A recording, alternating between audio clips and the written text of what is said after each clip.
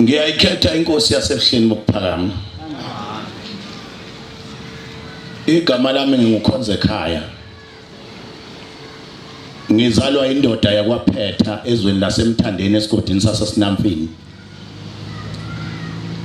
Umama ongizalayo uzalwa insizwa yakwaNcube entombini yakwaDube emzini wasoBhenseni emthunzini obanjini. Izwe lakithi ke engigxile kulona yilo leli lasemthunzini ekhaya kogogo. Ethempelini emndeni weZulu kumshumayeli uManqele kumkhokheli uManzuzu amahaye kubaba umfundisi umtshado. Amen. Nami ngimenyiwe bantwana benkosi ukuthi angihlanganyele naba ingcwele balapha enkanyisweni. Namuhla ngisuka lapho esizama khona impilo ezweni laseMpumalanga eMbalenhle Sekunda. Amen. Bantwana bahle basezulwini namuhla njoba ngifikelwa ileli verse elithi thabani thabani, leli gama elithi thabani lisho ukuthi jabulani noma thokozani noma yesasani. Yenamani ngoba kuzelwe ubuNazaretha into enkulu emhlabeni. Lenkolo yobuNazaretha abantwana bahle basezulwini indala kunazo zonke inkolo ekhona. Kodwa futhi lenkolo yobuNazaretha iyona nkolo enyanywa kakhulu yizo zonke inkolo ekhona. Ngisho izinkolo kungathiwa kasizwani, ngisho amabandla kungathiwa wazwani, ahlukaniswa ungaboni ngasolinye kwezenkolo, kodwa mase kukhona amaNazaretha phambi kwawo ayahlangana abe into eyodwa sitha sibe sinye kube yiNazaretha. Uthe ubaba umshumayeli okade ekhuluma walapha ekhaya wathi lekhaya lenkolo yobuNazaretha ngokomthetho ayisiyona inkolo kodwa kuubuso bobuNazaretha, isizwe sobuNazaretha lesi. Bayazi abafundileyo thina ke safunda ustandard yaphi. Cha lapho ke sayifunda ke leyo nto ustandard yaphi. Ngawufunda impela. Isikhathi esiningi nje bengilokhu ngibuzana nenkomo ngithi yaphi. Iyaphi. ustandard yaphi ke lo kodwa ngabafundile baze bagogoda bayazi ukuthi kulawa amazwe abo-Israyeli kwakukhona isizwe okuthiwa ama-Ebionites ebese kuzoba khona isizwe sama-Nazarians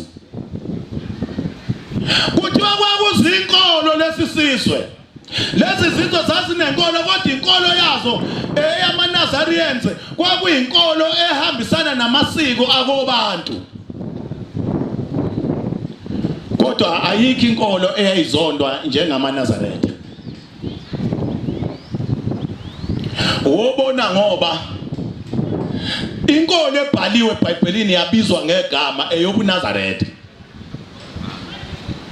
kodwa izinkolo ezingalotshiwe embhalweni zizonda kabi lenkolo elotshwe lapha eBhayibhelini yobuNazaretha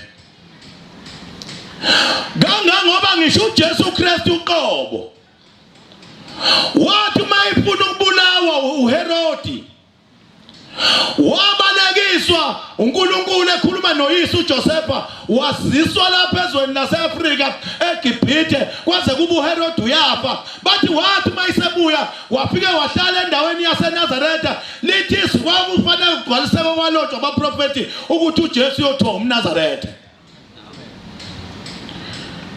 kwathi sebaqeda uNazaretha baqeda kanjani bakuqeda ngokuthi bebulale umthetho ngoba uNazaretha kwakuyinkolo ehambisana nani nomthetho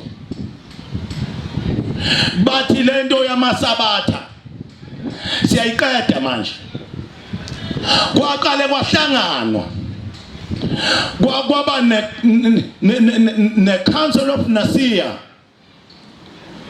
bahlangana the Council of Bishops kwahlangana isigungu sababishop kwathiwa asiqede lento yobuNazaretha kodwa uqeda lento yobuNazaretha asiqede leli sabatha ngoba ileli sabatha elibuqili leli sabatha elibondage base baliqeda isabatha kwashawa umthetho ushawa inkosi yaseRome okwakuthiwa uConstantine uthi uConstantine 6 Sunday laws imithetho wayibhala kule mthetho wayibhala wathi njengamanje ngifuna isizwe sami sidumise ngosuku olulodwa kungabi khona abasonta ngesonto abanye besonta ngesabatha wathi ngoba laba ababesonta ngesonto babekhonza isithixo bekhonza ilanga maliqhamuka empumalanga beguqe belithandaze bethi li source of life ukuphila kwabo kuqhamuka elangeni kwase kukhonzwa imbulungu esikhundleni sikaNkulunkulu kwathiwa Sunday usuku lwembulunga venerable day solis ngesiLatin base beyikhonza lento ilanga kwakukhonzwa ithixo bathe besuka base bekhonza inyanga lekhanyisa ebusuku bathi moon day njengoba kukhona uMonday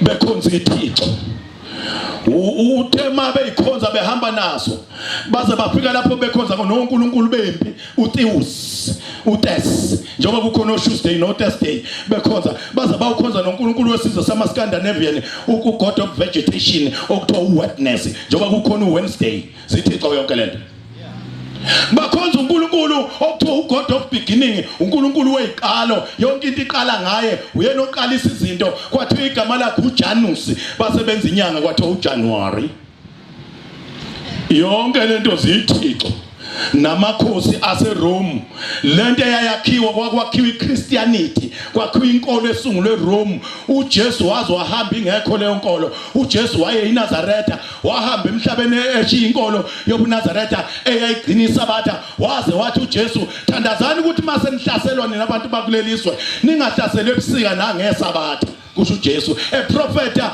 ukudestroya kweJerusalem laze la destroya sekuphela iminyaka engama-70 70 years uJesu ahamba emhlabeni bukhonzwa ithixo ilanga belibiza ngokuthi uAmon-Ra eGibhithe lapha na eRome bethu Mithra njengoba kunenkolo okuthiwa Mithraism bekhonza ithixo beyeka uNkulunkulu owadala izulu nomhlaba base bethi symbol of creation ukuze sibone ukuthi uNkulunkulu wadala insuku ezisithupha waphumula ngosuku lwesikhombisa walibusisa usuku lwesikhombisa asilibulali isabatha kuze kuphele ngalento balibulala isabatha kwathiwa oyokhonza ngesabatha will be excommunicated from the church, uzonqunywa will be declared heretic. Uthi umhlubuki lona uzongeniswa phansi kwalento okuthiwa ihetendom, umbuso wobuhedeni, uhlubukile. Base bekhonza ngesonto bese sebenza neBhayibheli lapha kithi. Uma sikhuluma ngoShembe sithi uShembe uphela ezulwini, bathi ulotshwe uShembe eBhayibhelini. Uma ubabuza ukuthi lo Sunday endumisa ngawo ulotshwe eBhayibhelini, ngoba eBhayibhelini kulotshwe isabatha. Wayesefika uBhombela sidumisa leso sikhathi lapho kwafika khona iqiniso emhlabeni.